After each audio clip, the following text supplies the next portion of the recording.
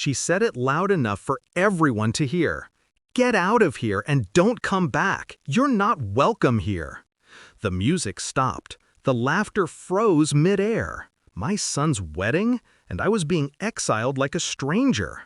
I looked at her, my new daughter-in-law, in her perfect white dress, the kind that hides every ugly thing beneath lace and light.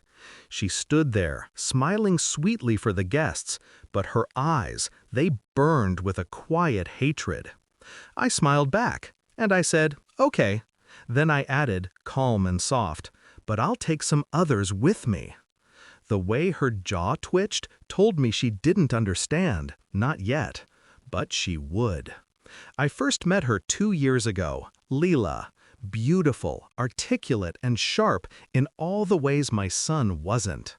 I could see why he loved her. She made him feel small in a way that felt like safety. He called it confidence. I called it control. Still, I welcomed her. She came from nothing, or so she said. No family, no fortune, just ambition. The kind of girl who smiled like she was always 3 moves ahead. I tried to warn my son. He said I was jealous. He stopped visiting, stopped calling. And when the invitations to their wedding went out, mine was the last name on the list. The first sign of betrayal came small. My son's company, the one he'd built from the ground up, suddenly shifted ownership. A merger, they said. But when I looked closely, the new investor's name was her uncle's, a man who didn't exist before last year. I did some digging. The uncle was a shell. The paperwork traced back to an offshore account. The signature? My son's, forged. She was moving fast, cutting him off from his own legacy. I didn't tell him right away, not because I didn't care, but because I knew he wouldn't believe me. He loved her too much, and love makes men blind. So I waited. I watched her move pieces. Bank transfers, board meetings, subtle shifts of power. She was building a cage around him, one signature at a time. And then she made her mistake. She underestimated what a mother remembers. When the wedding plans began, I volunteered to handle the guest list. Small thing, right? Tradition. But it gave me access to everything. The vendor payments, the contracts, the prenup.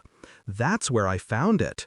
She'd convinced him to sign an updated prenuptial agreement hours before the wedding that handed over full control of his shares in the company in the event of any emotional incapacity. Convenient clause, especially if you plan to make the man look unstable afterward. So I rewrote a few details. Quietly. Her lawyer was sloppy, and she trusted her own intelligence too much.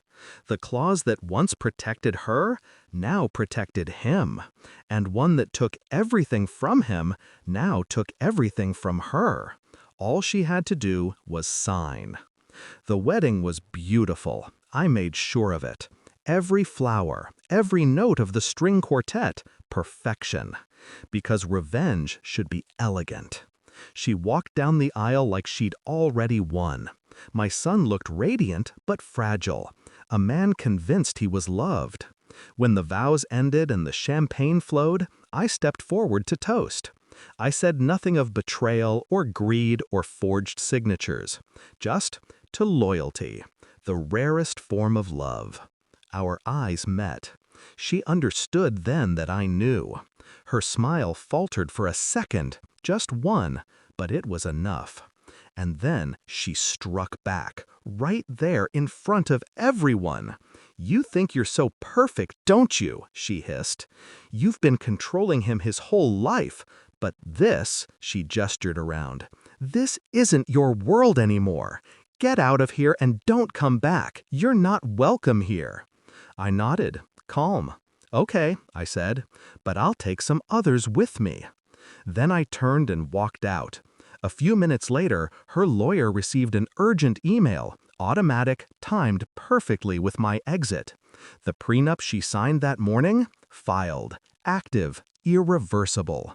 And every asset she thought she owned, the house, the shares, even her offshore accounts, had just been transferred back to my son's name.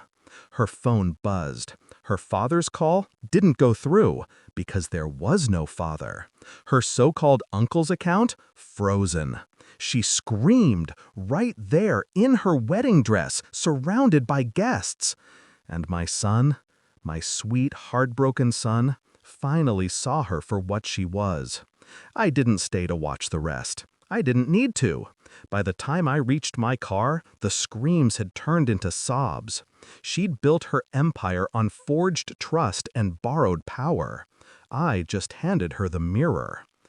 They say revenge changes you. Maybe it does. But as I sat in the quiet of that night, engine off, I didn't feel rage or triumph, just stillness. I'd lost a son once, to her lies. Now I'd given him back to himself. And as for her, I kept my promise. I left, but I took her entire world with me.